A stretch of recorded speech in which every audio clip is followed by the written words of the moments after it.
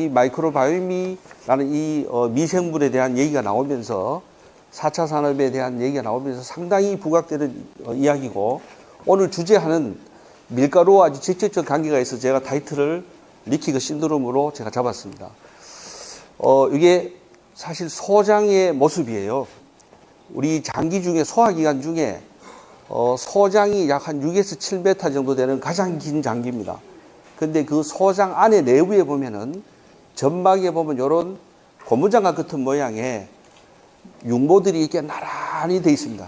나란히 이게 한 7m 정도 가까이 나 있는데, 여기는 당연히 아주 유익균들이 있겠죠. 장내 미생물들이, 좋은 유익균들이 여기에서 우리가 먹는, 여기 소장이니까 여기서 먹는 탄수화물, 밀가루를 먹으면 당연히 소장에서 포도당으로 바뀔 거고, 그 다음에 단백질 먹으면 아미노산으로 바뀔 거고, 또 지방을 먹으면 지방산하고 모노글리세롤이 여기 와서 결국 요 장 융모를 통해서 흡수가 됩니다. 이렇게 요 고무장갑 사이로도 융모되고 요 사이로도 들어와서 이제 흡수가 되는데, 제가 왜 이 그림을 앞에 먼저 그렸냐면은, 여기에 이렇게 지금 항원이라 해서 이 융모를 해치는 유해한 물질들을 제가 이렇게 적어 놨습니다. 위에. 여기에 보면 뭐가 있냐면은 박테리아가 있죠. 세균들. 박테리아하고 요 패소제닉이라는 것들이 주로 이제 곰팡이라든가 세균, 바이러스를 얘기하는 거예요. 병원균.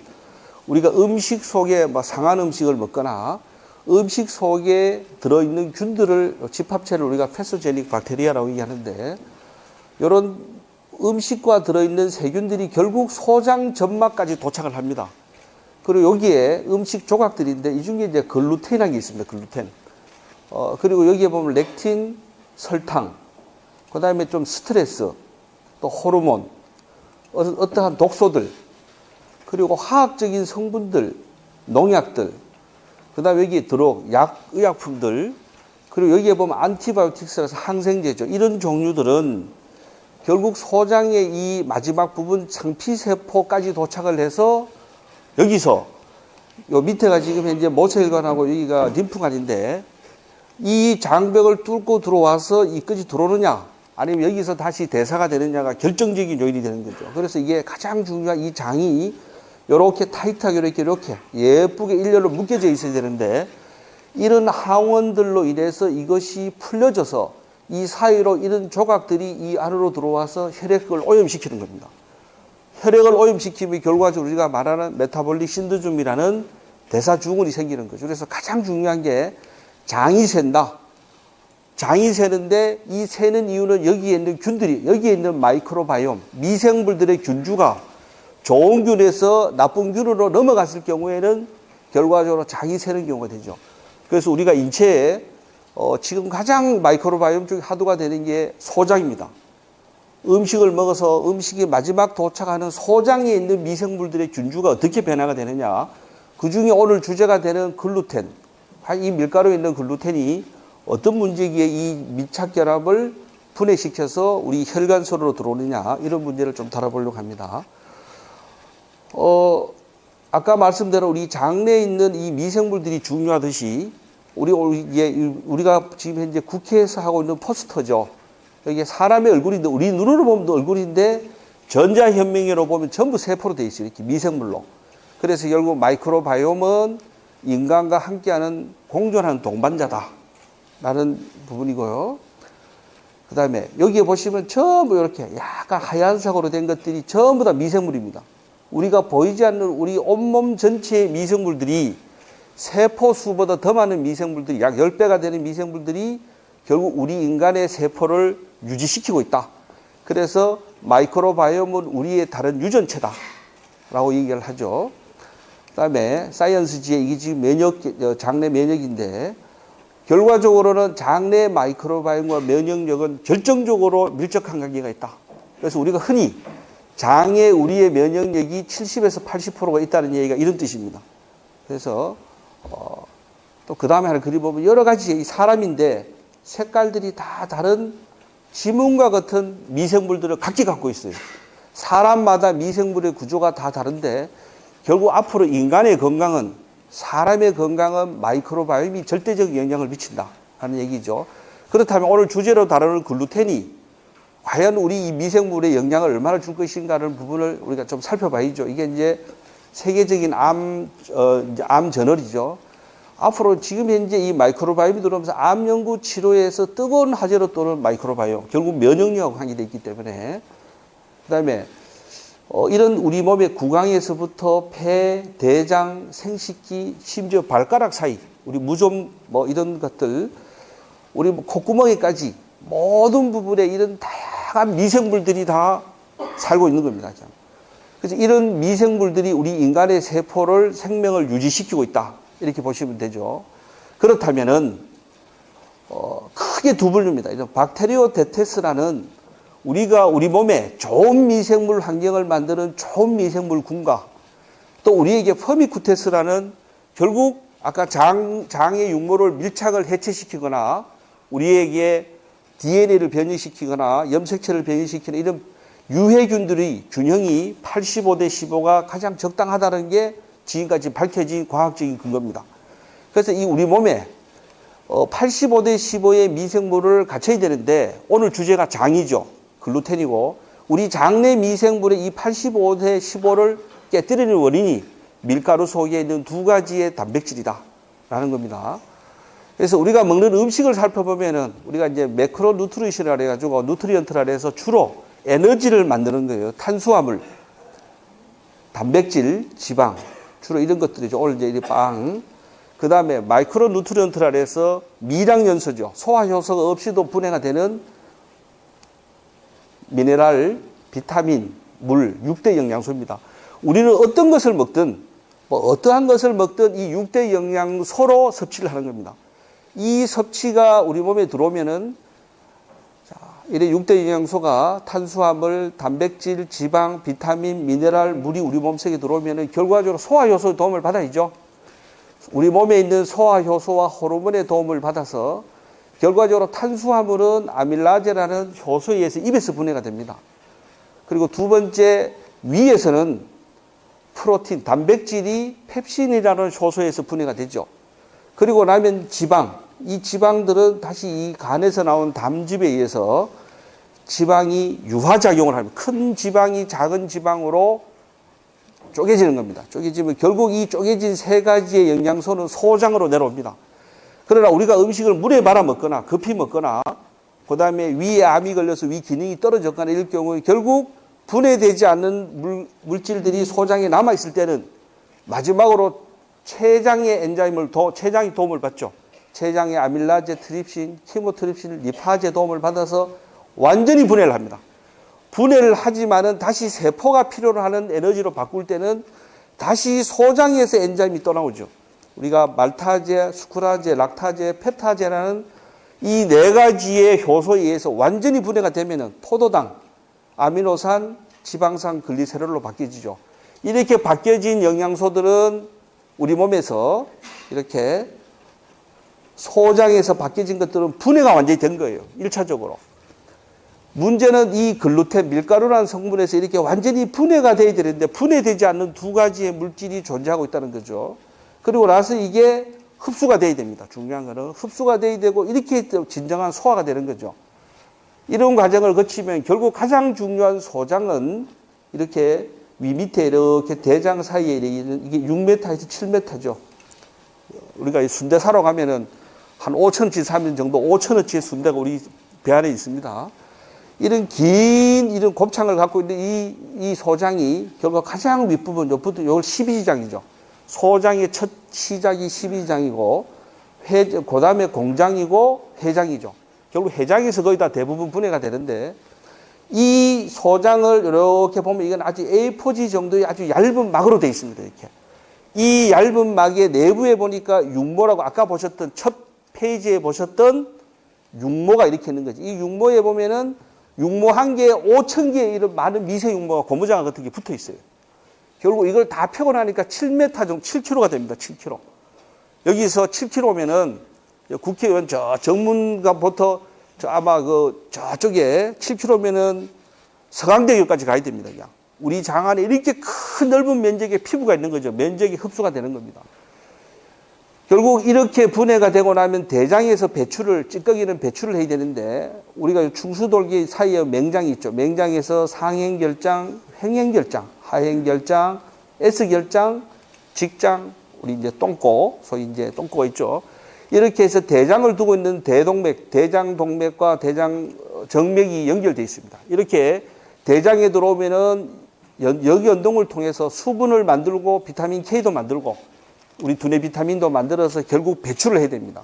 그러면은 우리가 먹는 밀가루가 소장에서 분해가 되거나 또는 대장을 통해서 배출이 돼야 되는데, 이게 배출이 되지 않고 우리 체내에 머무르면서 여러 가지의 문제를 야기시킨다는 거죠. 그런 보고가 있습니다. 자, 한 번 더 살펴보면은 이게 소장인데, 요 빨갛게 된 게 우리가 모세혈관이죠. 주로 수용성 물질들은 모세혈관을 통해서 간문맥을 통해서 심장으로 가고, 옆에 우리 림프라고 있습니다. 림프에 뾰족한 암주관이 있는데, 이 암주관은 지용성이 들어와서 지용성 물질들은 암주관을 통해서 상대정맥을 통해서 심장을 가서 우리의 혈관 대순환으로 가는 겁니다. 자, 그러면은 이 에너지를, 영양소를 받은 세포들은, 이런 세포들은 새로 생성이 되고 증식이 되고 사멸이 되면서 결국 우리 인간이 유지가 되는 거예요. 생명이 유지가 되는 거죠. 자, 그렇다면은 우리가 이렇게 늘상 먹는, 일상생활에서 먹는 이런 우리가 밥상인데, 이런 밥상에 왜 문제가 되냐?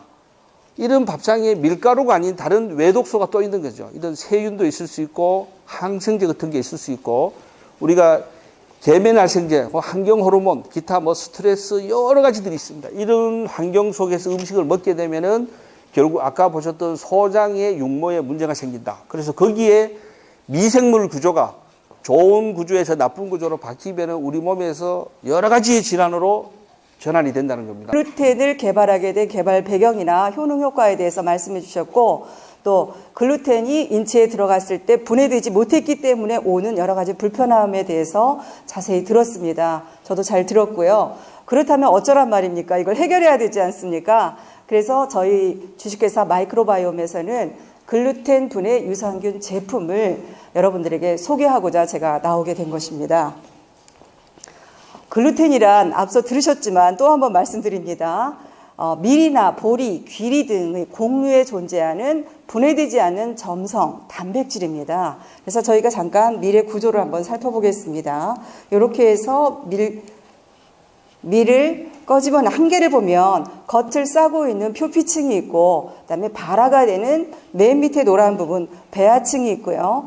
나머지 전체, 거의 전체를 차지하고 있는 우리가 배유층이 있습니다. 우리가 오늘 주제로 삼고 있는 글루텐은 이 배유층에 자리하고 있습니다. 그래서 밀가루를 성분을 한번 좀 살펴보면요, 전분이 거의 다고요. 그 다음에 단백질이 있고, 그 다음에 수분과 약간의 지방으로 구성되어 있는데, 단백질은 다시 우리가 잘 알고 계시는 알부민과 글로불린이 약 10% 있고요. 나머지는 전부 글루텐입니다. 네, 글루텐은 우리가 점성과 신장성을 만들어주는 글리아딘과 또 탄력성을 만들어주는 글루테닌으로 구성되어 있다라고 앞서 들으셨죠? 이건 절대 밀가루 상태에서는 저희가 구분할 수가 없습니다. 그런데 밀가루에 물을 넣어서 반죽을 했을 경우에는 글리아딘과 글루테닌이 서로 결합을 해서 우리가 밀가루 음식을 먹을 때 식감으로 즐거워하는 쫀득쫀득한 밀가루 식감을 느끼실 수 있게 되는 겁니다. 자, 우리가 지난 50년간 쌀과 밀의 우리나라 연간 소비량을 한번 살펴봤는데요. 쌀은 3배 정도 감소가 됐습니다. 소비량이. 그런데 놀랍게도 음식 문화가 서구화되기 시작하면서 밀가루의 소비량은 거의 300% 이상이 증가가 되었습니다. 그래서 저희가 주로 이제 밀가루는 제면, 제과, 제빵에 사용을 하고 있는데, 전 국민의 주식이자 간식인 라면을 빼놓을 수가 없죠. 자, 이 라면 시장만 해도 2조 800억에 가깝습니다. 그래서 연평균 1인당 평균 몇 개를 먹나 한번 조사를 해봤더니 1인당 74개를 먹고 있습니다. 여러분은 몇 개씩 드시고 계십니까? 한 개도 안 드신다는 분 손 들어보세요. 오늘 글루텐 2개 드리겠습니다. 선물하라고. 정말이십니까? 예. 그런데 대부분 뭐 한 달에 한 번 또 땡길 때, 근데 일주일 내에 라면만 드시는 분도 저는 들었어요. 아까 중독성이 있다고 말씀하셨죠? 그래서 라면이 있고 또 우리가 즐겨 먹는 밀가루 음식을 잠깐 눈으로 좀 즐겨보시겠습니다. 자, 스파게티나 또 파스타 같은 거, 피자, 케이크 종류, 샌드위치, 또 각종 면 종류들이죠. 면 종류들, 또 만두, 맛있죠? 또 지금 출출하신 시간인데 부침개, 비 오는 날 좋죠. 어묵과 게맛살에도 상당수 글루텐이 들어있습니다. 또 우리 밥상에서 빼놓을 수 없는 간장, 된장, 고추장도 글루텐이 많이 함유되어 있다는 것을 알고 계셨습니까? 자, 또 우리가 즐겨 먹는 도나츠라든가 또 쿠키 종류, 또 이런 정크푸드라고도 얘기하는데 우리가 스낵푸드들, 또 냉동식품, 겉표면을 싸고 있는 것들이 이제 글루텐이 포함되어 있는 부분들이고요. 소세지, 초콜릿에도 글루텐이 들어있습니다. 자, 이렇게 맛 좋고 빛도 좋은 이 글루텐이 함유된 음식들을 우리들은 늘 즐겨 먹죠. 그런데 어떤 분은 이 밀가루 음식이 들어간 글루텐 성분을 먹을 때마다 가스가 차고 속이 답답하고 더부룩하신 그러니까 글루텐 불내증이 있는 분도 계시고요.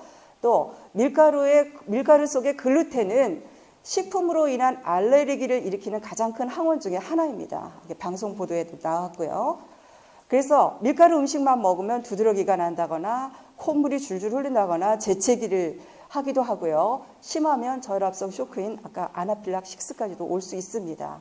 그래서 이 알러지는 사실 환경적인 요인도 있지만 유전적인 요인도 많이 있습니다. 그래서 서구 사회 같은 경우에는 어린아이가 태어나면서부터 밀가루 알러지가 있다 하면은 유치원이나 초등학교에 갈 때 저렇게 글루텐 알러지가 저는 있어요. 지켜주세요라는 의미에서 팔찌를 채워서 보냅니다. 그러면 담당하고 있는 교사가 이 아이가 혹시 실수로 밀가루 음식을 먹고 쇼크 상태가 왔다 그러면 에피네프린 주사를 허벅지에다 이렇게 꽂아주죠. 이런 제도가 되어 있는데 사실 우리나라는 전혀 이런 거에 무방비한 상태입니다. 실제로 우리나라에도 밀가루 알러지로 쇼크까지 오는 사례가 더러 이렇게 방송에도 보도된 적이 있는데 저희 나라도 이런 제도가 좀 갖춰졌으면 좋겠다라는 생각이 듭니다. 어린아이가 쇼크가 왔는데 과연 그거를 찾아서 꽂을 수 있을까요? 주사 바늘도 두려워하는 아이가. 그래서 교사가 적절한 교육을 통해서 밀가루 쇼크가 온 아이들에게 에피네프린 주사를 허벅지에 꽂아줄 수 있는 이런 제도적인 뒷받침이 있었으면 좋겠다라는 개인적인 소견을 좀 말씀드리고 싶습니다. 그리고 어떤 분은 분해되지 않은 글루텐이 장 점막에 찐덕찐덕하게 붙어 있는데 이걸 장 면역 체계가 적으로 오인하고 과민하게 면역작용을 해서 염증을 분비해서 결국 소장의 육모를 망가뜨리는 글루텐 과민성 장질환 환자들도 덜어 있습니다. 또한 밀가루 중독증 아까 우리 조우근 원장님께서 말씀해 주셨죠. 제가 조우근 원장님께 이제 섭외를 드리면서 방송을 보고 사실 이렇게 방송에 출연하신 걸 보고 밀가루가 중독성이 있어서 내가 그렇게 옛날에 밀가루 음식을 좋아했나라고 되돌아보는 계기가 되었었고요. 결국 중추신경계에 있는 몰핀이 작용하는 수용체와 이 밀가루 속의 글루텐이 몸 밖에서 외부에서 들어간 몰핀이다 해서 엑소르핀이라고도 얘기를 하거든요. 그래서 그 논문을 찾아보니까 결국 중추신경계에 있는 아편 수용체와 글루텐이 작용하는 수용체가 같기 때문에 술에 있는 알코올이나 담배에 있는 니코틴, 또 마약과 같은 중독성이 있다라고 논문에 이렇게 근거로 나와 있습니다. 그래서 이제 방송이나 언론에서 이제 글루텐이 모든 질병의 원인이 될 수도 있고 글루텐을 먹으면 이렇게 유해성이 많다라고 알리고 있고요. 그렇다면 대체해서 뭘 먹어야 되냐? 쌀과자, 쌀로 만든 모든 대체 식품들이 나오고 있지만 사실 밀가루의 쫀득쫀득한 식감을 소비자들은 쉽게 잊어버릴 수가 없죠. 그래서 글루텐 프리 식단으로 가야 된다. 프리 제품을 먹어야 된다. 그렇지만 아직까지 우리나라는 그렇게 심각한 상태는 아닙니다. 시중에는 이런 책들도 나와 있으니까 참고하시고요.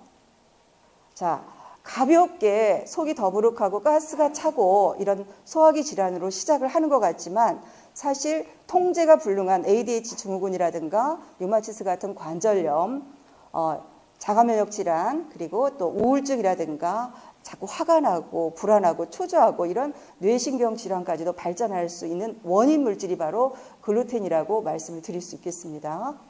그래서 끈적이는 글루텐은 장의 점막에 붙어서 결국 분해되지 않기 때문에 36.5도라는 우리 장 내 그 온도 속에서 발효가 아닌 부패가 되고 있죠. 그러면서 각종 페놀, 인돌, 스카톨, 티아민 같은 독소들을 뿜어내면서 장점막에 염증을 일으키고요.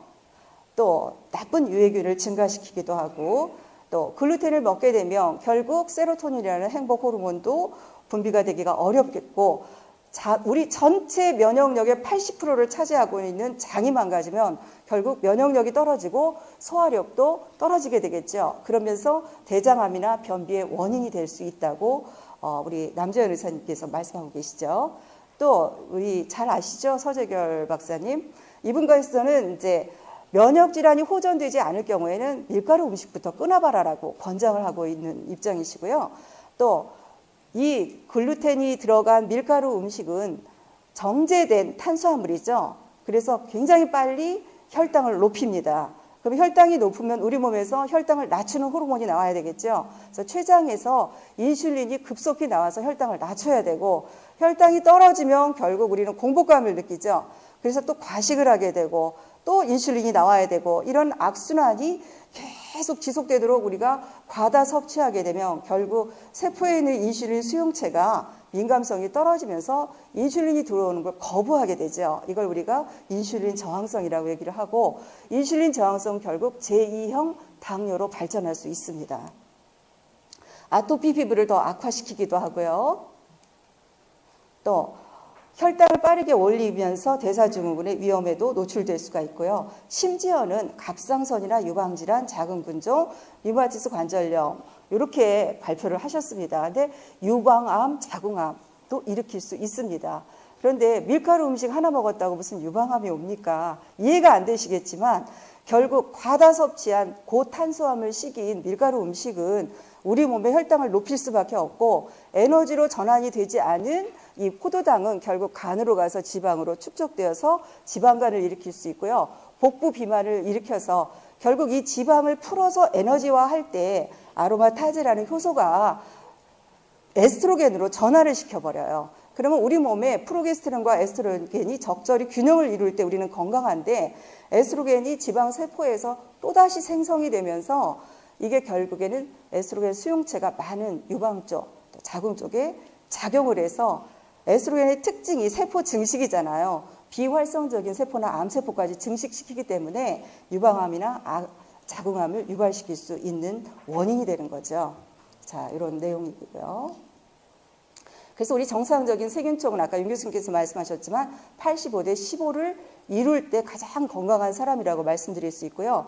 좋은 균들의 모임들은 우리 몸의 면역력이나 또 비타민을 만들어주기도 하고 전체의 신진대사를 원활하게 도와줍니다. 그렇지만 유해균들의 군집들은 비만을 유발하고 염증을 유발하고 심지어 자폐증까지도 유발합니다. 그래서 우리 몸에 좋은 균들의 모임인 박테리오 데테스가 85, 또 유해균들의 군집인 펄미쿠테스균들이 15%일 때 우리는 가장 건강한 장 건강이라고 말씀을 드릴 수 있겠습니다. 근데 글루텐 하나만을 밀가루 음식을 과다 섭취해서 지속해서 과다 섭취했을 때 글루텐 성분 때문에 이 정상적인 85대 15의 세균총이 깨질 수 있습니다. 유해균이 많은 25대 75 상태로 세균총이 바뀐 것을 우리가 디스바이오시스라고 말씀을 드릴 수 있겠습니다. 자, 이 디스바이오시스 상태인데도 불편한데도 계속 밀가루는 먹는 거예요. 그렇다면 이제 결국 아까 말씀드린 것처럼 장이 새는 장루수 증후군을 불러일으키게 되고, 장이 새고 불편한 증세가 오고 대장, 개실, 용종 이런 것들이 생기다 보면 우리는 병원에 가죠. 병원에 가서 잘라내거나 아니면 이제 약제를 드시게 되는, 주로 이제 화학약이나 아니면 또 항생제까지 드실 수 있는 경우가 생길 수 있죠. 그러면 항생제나 화학약품은 아까 말씀드렸듯이 엔티바이오틱스라고 했지 않습니까? 그러면 이 엔티바이오틱스를 우리가 먹었을 경우에 우리 몸에 보존해야 될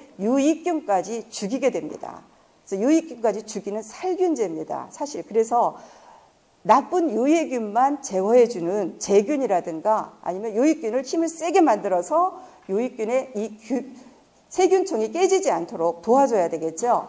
그래서 저희가 선택한 해결책은 마이크로바이옴이 제균이나 항균이 가능한 유일한 제품이라고 생각을 하게 된 것입니다.